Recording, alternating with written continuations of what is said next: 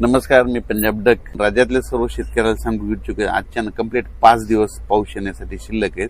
तुम्ही तुमची शेतीची कामे करून घ्या, कारण की राज्यामध्ये 7 ते 14च्या दरम्यान मान्सूनचा पाऊस येणार आहे आणि त्यामध्ये शेतकऱ्याच्या पेरण्या होणार आहे.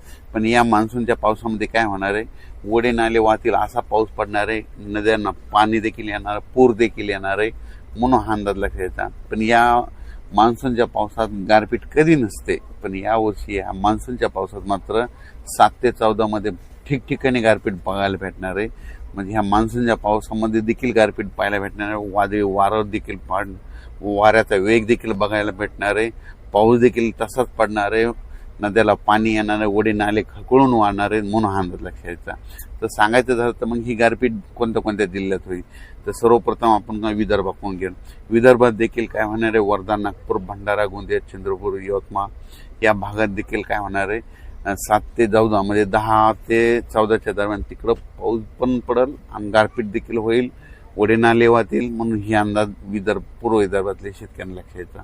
त्याच्यानंतर अमरावती, अकोला, बुलढाणा, यवतमाळ, वाशिम, नांदेड ह्या पट्ट्यातल्या शेतकऱ्याला सांगू इच्छितो की तुमच्याकडे देखील काय होणार आहे, 1 जून ते 5 जून तर हे भाग बदलत पाऊस पडणारच आहे. पण त्या व्यतिरिक्त काय होणार आहे, 7 ते 14 मध्ये जे पाऊस येईल मान्सूनचा, त्याच्यामध्ये पाऊस पण पडणार आहे, गारपीट पण होणार आहे, नदी नाल्याला पाणी देखील येणार आहे, ओढ्यांना खळखळून वाहणार आहे, म्हणून ह्या जिल्ह्यात ह्या पट्ट्यातल्या शेतकऱ्यांना लक्षात येतं.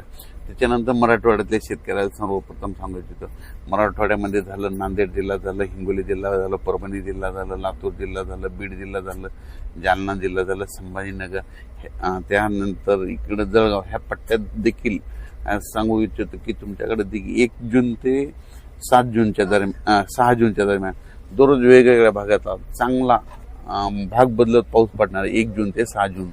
पण त्याच्यानंतर काय होणार आहे, 7 जून ते 14-15 पर्यंत तर मात्र मोसमी पाऊस मात्र खूप बरसणार आहे, ओढे नाले खळखळून वाहणार आहे आणि त्याच्यामध्ये शेतकऱ्याची पेरणी देखील लागणार आहे. म्हणून हा अंदाज देखील शेतकऱ्यांनी मराठवाड्यातल्या त्या सगळ्या आता जे जिल्ह्याचे नाव सांगितले त्यांनी लक्षायचं. त्याच्यानंतर सगळ्यात महत्त्वाचं पश्चिम महाराष्ट्रामध्ये सगळ्यात महत्त्वाचं अहिल्यानगर झालं, त्याच्यानंतर सातारा, सांगली, सोलापूर, कोल्हापूर, पुणे. त्या पुणेकरांना देखील या आता मोसमी पावसामध्ये गारपीट बघायला भेटणार. पुण्याच्या पूर्व भाग म्हणजे बारामतीकडं देखील खूप गारपीट पाहायला भेटणार आहे, इकडं सांगलीकडे देखील गारपीट पाहायला भेटणार आहे, सोलापूरकडे गारपीट पाहायला भेटणार आहे, लातूरला जास्त गारपीट पाहायला भेटणार आहे, सगळ्यात जास्त बीड जिल्ह्यात देखील सगळ्यात जास्त गारपीट पाहायला भेटणार आहे. त्याच्यानंतर इकडं सातारा जिल्ह्यात ओढे नाले वाहणारा पाऊस पडणार आहे.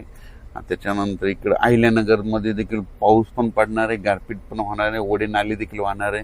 म्हणून 1 ते 5चा ही अंदाज भाग बदलतचा घ्यायचा.